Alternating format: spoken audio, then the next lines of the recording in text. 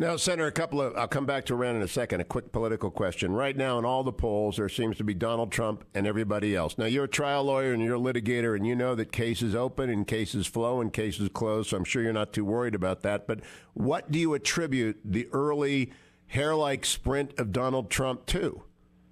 Oh, I think people are ticked off at Washington, and they want someone who'll stand up to Washington, who'll tell the truth, and I think that's why he's attracted the early support he has. I'm very, very grateful that Donald Trump is in the race. As you noted before, a lot of the Republican presidential candidates have gone out of their way to be really nasty to Donald, to attack him, to hit him with a 2x4. I have very consciously refused to do that, and even to the contrary, have sung his praises. And I'm grateful he's in the race for several reasons. One, because Donald Trump is in the race, he has forced the mainstream media to actually talk about illegal immigration.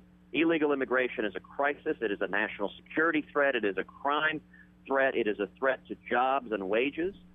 And the natural consequence of the media and the primary voters focusing on and talking about illegal immigration is the next inquiry is, okay, well, who has a record of standing up and fighting to stop illegal immigration? And unlike the other 2016 Republican presidential candidates, I have a strong and consistent record of fighting to stop illegal immigration. Indeed, Hewitt was striking at the Cleveland debate of the 10 candidates standing on that debate stage. All of them claimed to oppose amnesty, and yet a majority of the candidates standing on that stage had previously and publicly embraced amnesty, and I'm the only candidate on that stage who has never supported amnesty, who has always opposed it, and who led the fight, standing shoulder to shoulder with Jeff Sessions, to defeat Chuck Schumer and Harry Reid and the establishment Republicans' massive amnesty plan.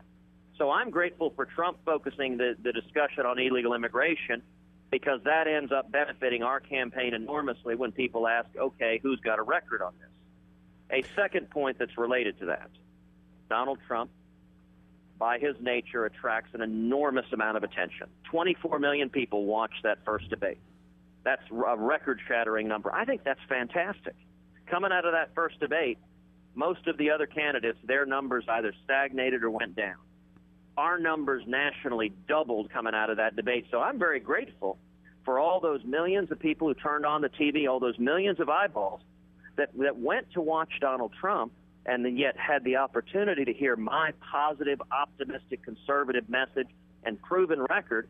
And that's why our support, our momentum is skyrocketing all across the country.